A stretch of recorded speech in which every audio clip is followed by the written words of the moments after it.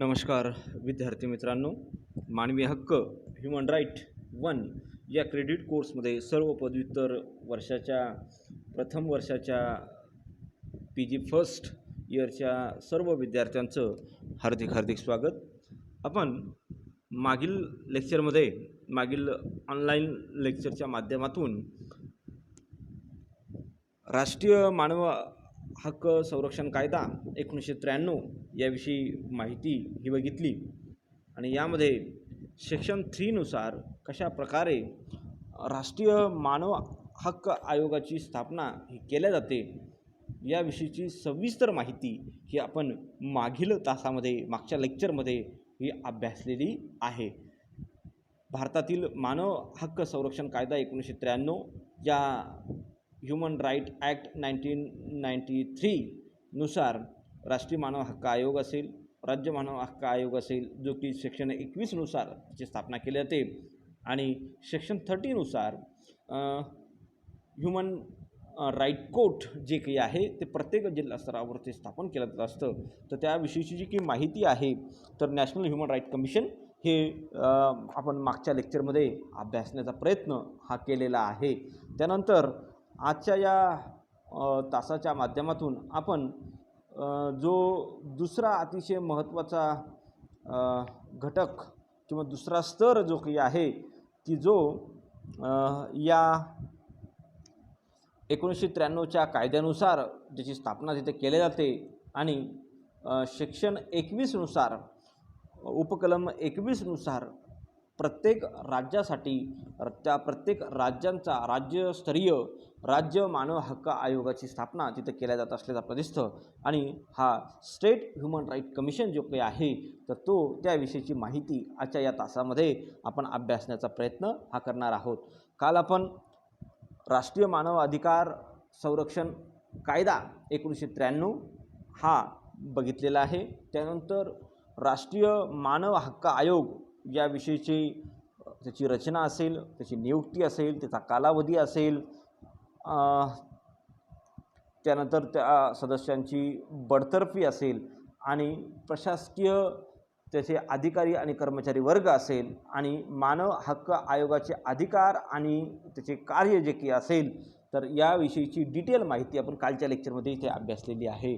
त्यानंतर आपण राज्य मानव हक्क आयोग हा जो की दुसरा अतिशय महत्त्वाचा आयोग आहे की ज्याची स्थापना प्रत्येक राज्यामध्ये भारतातील प्रत्येक राज्यामध्ये आपल्याला सर्वांना कल्पना आहे की भारताने संघराज्य पद्धतीचा व्यवस्थेचा स्वीकार केलेला आहे. संघराज्य व्यवस्थेमध्ये केंद्र शासन आणि राज्य शासन असे शासनाचे 2 स्तर तिथे अस्तित्वात असतात आणि मग राज्य पातळीवरील जे काही घटक राज्यांचं राज्य शासन आहे तर त्या राज्यांसाठी राज्य मानव हक्क आयोगाची तरतूद 1993च्या कायद्यामध्ये तिथं ते केले गेलेले असल्याचं आपण दिसतं.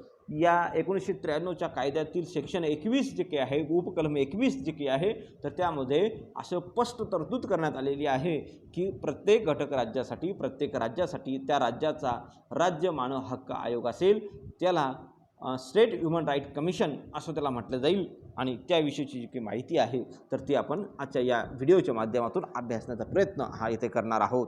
मानव हक्क संरक्षण कायदा 1993 नुसार प्रत्येक राज्यात राज्य मानव हक्क आयोग स्थापन करण्याची तरतूद करण्यात आलेली आहे. त्याची रचना पुढील प्रमाणे. सदस्य संख्या सगळ्यात अगोदर आपण बघूया की सदस्य संख्या ज्याप्रमाणे राष्ट्रीय मानव हक्क आयोगात एकूण 7 सदस्य असतात तर त्याचप्रमाणे राज्य मानव हक्क आयोगामध्ये 5 सदस्यांचा हा आयोग असल्याचं आपण दिसतं. एक अध्यक्ष आणि 4 सदस्यांचा हा आयोग इथं ते नियुक्त केला जात असल्याचं आपण दिसतात. म्हणजे राज्य स्टेट ह्युमन राईट कमिशनमध्ये एकूण जी काही सदस्य संख्या आहे तर ती 5 असते. एक अध्यक्ष आणि 4 सदस्य.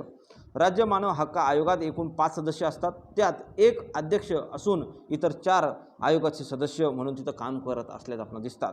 नंबर 1 अध्यक्ष हा उच्च न्यायालयाचा निवृत्त न्यायाधीश असतो.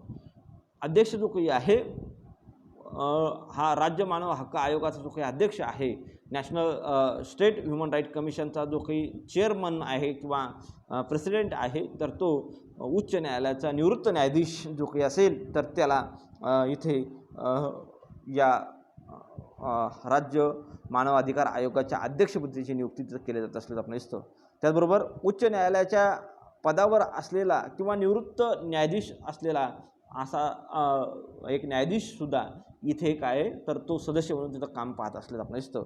त्याचबरोबर एक सदस्य हा जिल्हा न्यायालयातील न्यायाधीश किंवा न्यायाधीश पदावरून निवृत्त झालेला न्यायाधीश तिथं असेल.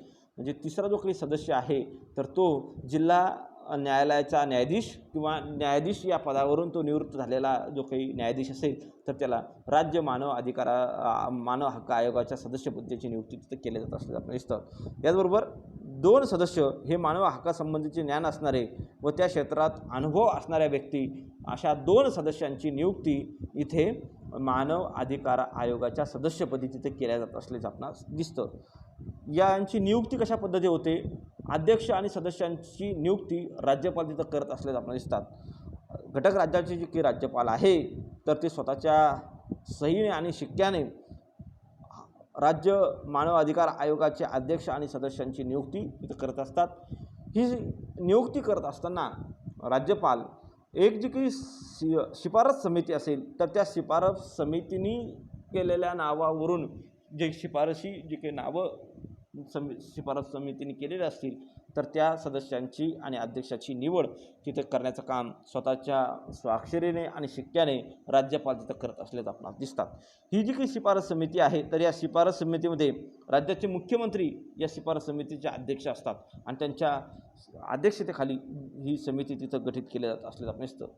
त्याचबरोबर सदस्यामध्ये विधिमंडळाचा जो काही अध्यक्ष असतो त्याला विधानसभेचा सभापती असं म्हटलं जातं. तर या अध्यक्षाला या निवड समितीमध्ये शिफारस समितीमध्ये सदस्य म्हणून तिथं समावेश त्याचा केला जातो. राज्याचे जे काही गृहमंत्री असेल प्रत्येक राज्याचा जो काही गृह खात्याचा प्रमुख मंत्री असेल तर त्याला सदस्य म्हणून तिथं त्याची निवड तिथं केली जात असं आपण दिसतं. विधानसभेतील विरोधी पक्षनेता प्रत्येक राज्यामध्ये राज्याचा जो काही विधानसभा असेल त्याच्या विरोधी पक्षनेता असेल तर त्यालासुद्धा या निवड समितीचा सदस्य म्हणून त्याचं निवडल्या जात असल्याचं दिसतं. विधान परिषदेचा सभापती आणि विधान परिषदेतील विरोधी पक्षनेता हे सुद्धा या शिफारस समितीचे सदस्य तिथं राहत असल्याचं आपल्याला दिसतात. आणि अशा पद्धतीने ही जी काही शिफारस समिती असेल तर ती काय करते तर ती इथे या अध्यक्ष आणि सदस्यांच्या नावांची शिफारस राज्यपालाला करण्याचं काम ते करते आणि राज्यपाल आलेल्या शिफारशीवरून त्या अध्यक्ष आणि सदस्यांची नियुक्ती करण्याचं काम स्वतःच्या सहीने आणि शिक्क्याने तिथं करत असल्याचं आपणास दिसतो. त्यानंतर आपण बघूया कार्यकाळ. आता या अध्यक्षाचा आणि सदस्यांचा कार्यकाळ किती वर्षाचा असतो तर सर्वसाधारणतः या समितीमध्ये किंवा राज्य मानव हक्क आयोगावर जे काही अध्यक्ष असतात आणि सदस्य असतात तर त्यांचा कार्यकाळ हा 5 वर्षाचा तिथं राहत असल्याचं आपल्याला दिसतं. 5 वर्षासाठी त्यांची निवड ही इथे केल्या जात असल्याचं आपल्याला दिसतं. किंवा वयाच्या 70 वर्षापर्यंत त्यांना पदावर आयोगाच्या सदस्य किंवा अध्यक्षाला तिथं राहता येत असल्याचं आपल्याला दिसतं.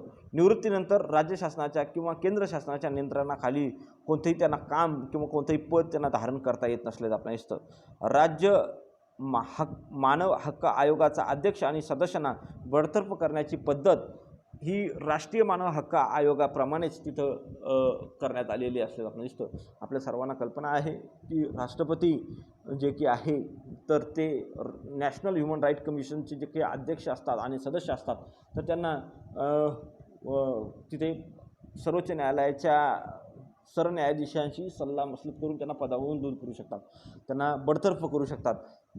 जर ते गैरवर्तन करत असेल, आपल्या अधिकारांचा दुरुपयोग करत असेल, भ्रष्टाचार त्यांचं वर्तन असेल किंवा मानसिक दिवाळखोर म्हणून त्यांना सक्षम न्यायालयाने घोषित केलेलं असेल तर असे जे काही त्यांचे वर्तन असेल किंवा त्यांनी लाभाचे इतर दुसरं पद धारण केलेलं असेल आणि ते सिद्ध होत असेल तर त्यांना पदावरून दूर करण्याचं काम तिथं केलं जातं. अगदी त्याच पद्धतीने राज्य मानव हक्क आयोगाचे जे काही अध्यक्ष असतील आणि सदस्य असतील तर त्यांनासुद्धा पदावरून राज्यपाल उच्च न्यायालयाच्या मुख्य न्यायाधीशाशी सल्लामसलत करून त्यांना पदावरून या कारणांसाठी वरील कारणांसाठी ज्या कारणांसाठी सर्वोच्च न्यायालय जो की राष्ट्रीय मानवाधिकार आयोगाचे सदस्य आहेत आणि अध्यक्ष आहेत त्यांना पदावरून दूर केलं तर बडतर्फ केलं जातं तर त्याच कारणांसाठी येथे राज्य मानव हक्क आयोगाच्या अध्यक्ष आणि सदस्यांना तिथे बडतर्फ केल्या जाऊ शकत असल्याचं आपण दिसतं. राज्यपाल हे उच्च न्यायालयाच्या मुख्य न्यायाधीशाशी सल्लामसलत करून त्यांना पदावरून दूर करू शकतात आणि ते खालील कारणासाठी ते करू शकत असल्याचं आपणास दिसतात. त्यानंतर आपण बघूया दुसरी जी काही स्लाइड्स आहेत तर ती आपण याच्यातली बघूया की राज्य मानव हक्क आयोगाचे प्रशासकीय जे काही अधिकारी आहे आणि कर्मचारी आहे तर ते कशा प्रकारचे असतात ते आपण इथे बघूया. राज्य शासनाचा सचिव दर्जाचा अधिकारी हा आयोगाचा सचिव म्हणून तिथं काम पाहत असल्याचं आपण दिसतं. राज्य शासनाचा जो काही सचिव असेल, सचिव दर्जाचा जो काही असेल अधिकारी असेल, जसं की शिक्षण सचिव असेल, शिक्षण खात्याचा शिक्षण सचिव, गृह खात्याचा गृह सचिव असेल, प्रत्येक खात्याचा जो काही सचिव म्हणून जो काही सचिव दर्जाचा जो काही अधिकारी असतो तर तो राज्य मानव हक्क आयोगाचा सचिव म्हणून तिथं काम पाहत असल्याचं आपल्याला दिसतं. मुख्य चौकशी अधिकारी म्हणून पोलीस महानिरीक्षक दर्जाचा DIG लेवलचा जो काही पोलीस खात्यातील जो काही अधिकारी असेल तर तो अधिकारी मुख्य चौकशी अधिकारी म्हणून राज्य मानव हक्क आयोगामध्ये तो तिथं काम पाहत असल्याचं आपल्याला दिसतं. याशिवाय आयोगाला आपले कार्य पार पाडण्यासाठी आणि आपलं दैनंदिन कार्य करण्यासाठी इतर कर्मचारी वर्ग आणि अधिकारी वर्ग तिथं त्यांच्यासाठी राज्य सरकारचा जो काही सेवक वर्ग आहे तर त्याच्यामध्ये त्यांच्यासाठी तैनात तिथं केल्या जात असल्याचं आपणास दिसतं. त्यानंतर आपण बघूया राज्य मानव हक्क आयोगाचे कार्य आणि अधिकार. आपल्या सर्वांना कल्पना आहे की ज्याप्रमाणे राष्ट्रीय मानव अधिकार आयोग जो काही आहे तर त्याचप्रमाणे इथे राज्य मानव अधिकाराची स्थापना केली गेलेली आहे. परंतु इथे एक महत्त्वाचा जो की बदल आहे किंवा वेगळेपणा जो की आहे तर राज्य मानव अधिकार आयोगाचे जे काही कार्यक्षेत्र आहे ते फक्त जे संबंधित राज्यापुरतं ते तिथं असल्याचं आपल्याला दिसतं आणि राष्ट्रीय मानव अधिकार आयोग जो काही आहे तर तो संपूर्ण राष्ट्रासाठी तिथं तो काम पाहत असल्याचं आपल्याला दिसतं आणि हा बदल तिथं मोठ्या प्रमाणात तिथं असल्याचं आपल्याला दिसतं. राज्य मानव अधिकार आयोगाचे कार्यक्षेत्र हे फक्त त्या संबंधित राज्यापुरतं तेवढंच मर्यादित असल्याचं आपल्याला दिसतं आणि त्या संदर्भात खालील प्रकारचे कार्य हा आयोग इथं पार पाडत असल्याचं आपल्याला दिसतं. राज्यातील मानव हक्कांचं जे काही उल्लंघनाच्या तक्रारी जर आयोगाकडे येत असतील तर त्या आलेल्या तक्रारींची चौकशी करण्याचा अधिकार या मानव हक्क आयोगाला तिथं राहत असल्याचं आपल्याला दिसतं. त्याचबरोबर जर राज्यातील तुरुंग असतील, कारागृह असतील आणि सुधारगृह जे काही असतील तर जे राज्यामध्ये प्रस्थापित आहेत स्थापित आहेत तर अशा कारागृहांना भेटी देणे, तिथली कैद्यांची आणि तेथील सुखसुविधांची माहिती राज्य शासनाला देणे आणि यांचा वेळोवेळी आढावा घेण्याचं काम हा आयोग इथे करत असल्याचं आपल्याला दिसतं. याचबरोबर मानव हक्कांच्या संदर्भात राज्यामध्ये राज्य शासनामार्फत ज्या घटनात्मक तरतुदी करण्यात आलेले वेगवेगळे कायदे जे काही करण्यात आलेले मानव अधिकाराच्या संरक्षणासाठी तर त्याचा आढावा घेण्याचं काम हा आयोग इथं करत असल्याचं आपल्याला दिसतं.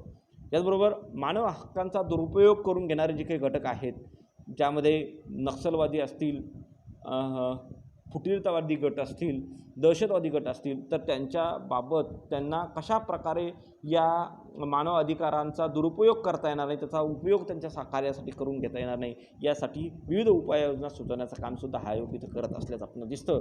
त्याचबरोबर 5 नंबरचं जे अधिकार आणि कार्य आहे तर मानव हक्कांच्या संशोधनात्मक ग्रंथांचे आणि आंतरराष्ट्रीय करारांचे अध्ययन करण्याचं काम आणि त्याची प्रभावीपणे अंमलबजावणी करण्याचं काम हा आयोग इथं करत असल्याचं आपल्याला दिसतं.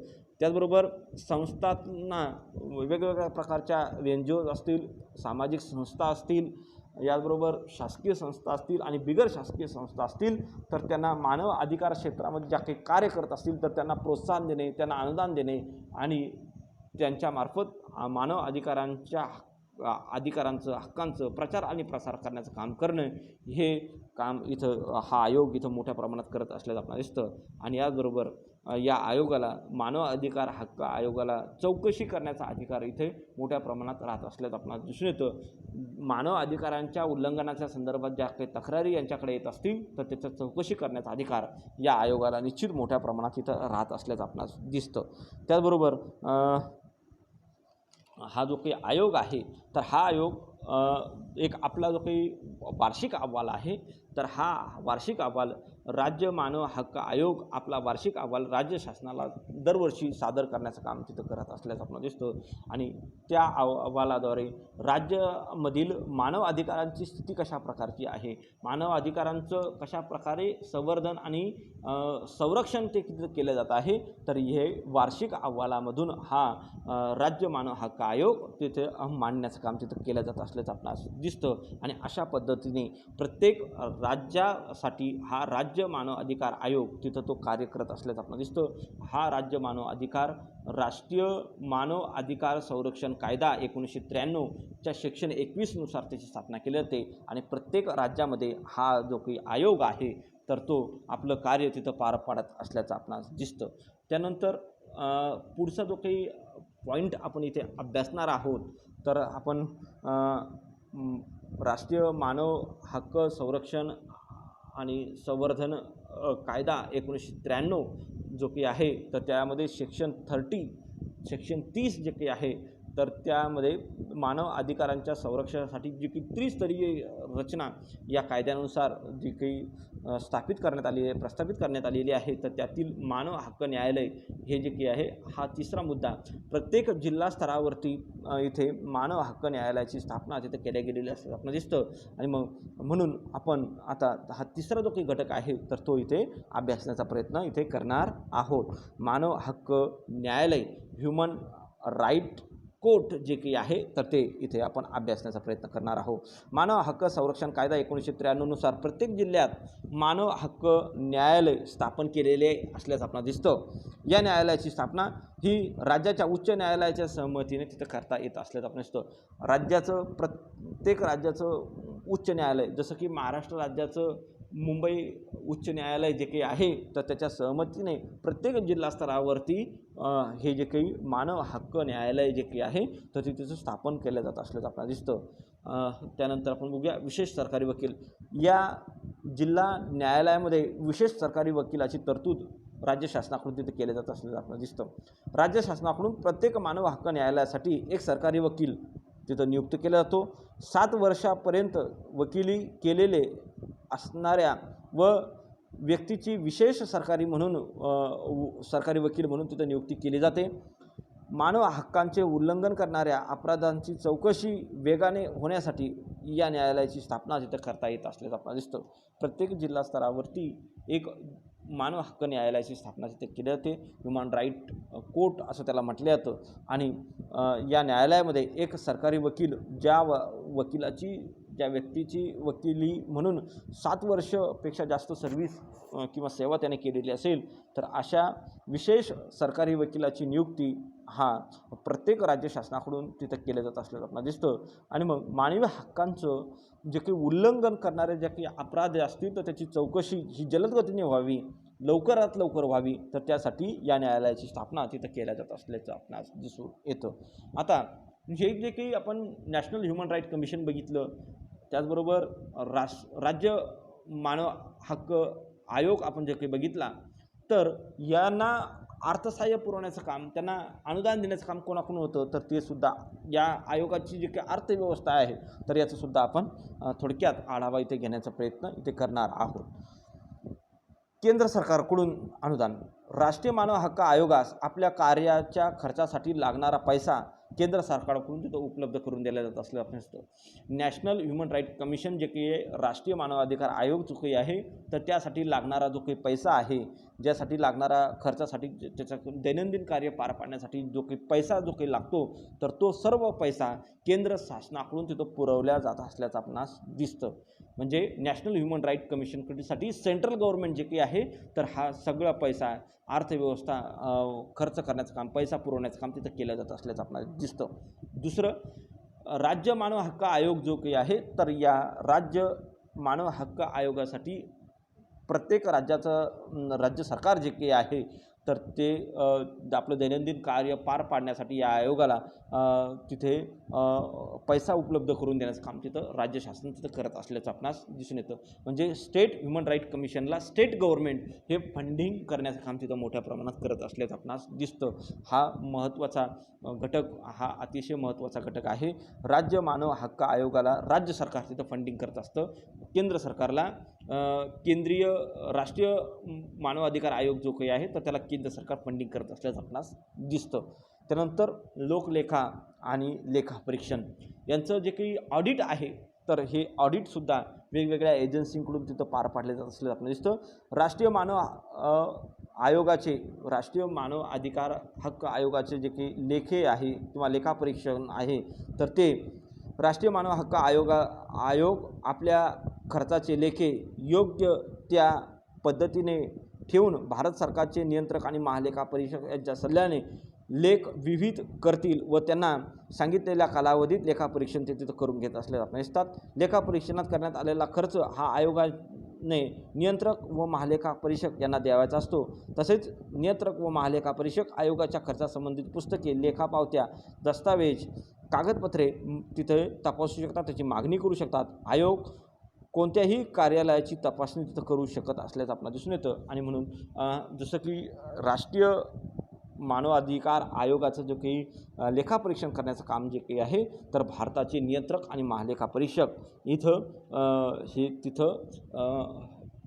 या आयोगाचं लेखापरीक्षण करण्याचं काम तिथं करत असल्याचं आपल्याला दिसतात. आयोगाकडून लेखापावत्या असतील, कोणतेही दस्तावेज असतील, पुस्तक असतील किंवा कागदपत्र आहेत तर तशा संदर्भात त्याची मागणी नियंत्रक आणि महालेखा परीक्षक जे काही आहे तर ते तिथं करत असल्याचं आपल्याला दिसतात. त्यानंतर राज्य मानव हक्क आयोगाचे लेखे आणि लेखापरीक्षण. राज्य आयोगाचे लेखे व लेखापरीक्षण राष्ट्रीय मानव हक्क आयोगाच्या लेखे आणि महालेखा परीक्षकाप्रमाणेच होते.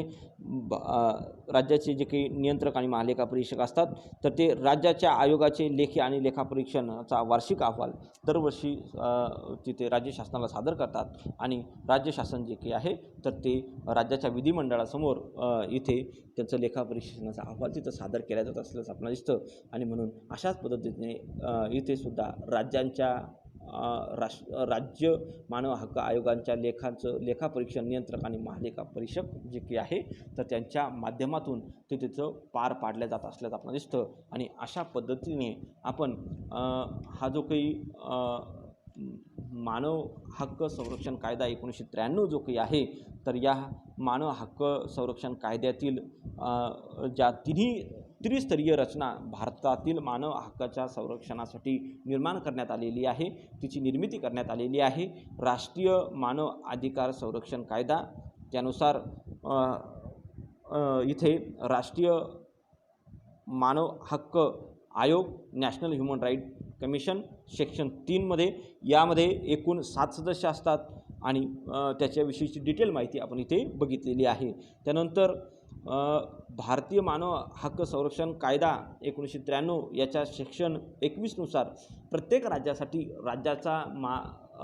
राज्य मानव अधिकार आयोग, स्टेट ह्युमन राईट कमिशन हा जो काही आहे तर हा कमिशन या कायद्यातील सेक्शन 21नुसार स्थापन केलं जातं आणि या आयोगाची सदस्य संख्या एकूण 5 सदस्य याच्यामध्ये इथं राहत असल्याचं आपल्याला दिसतात.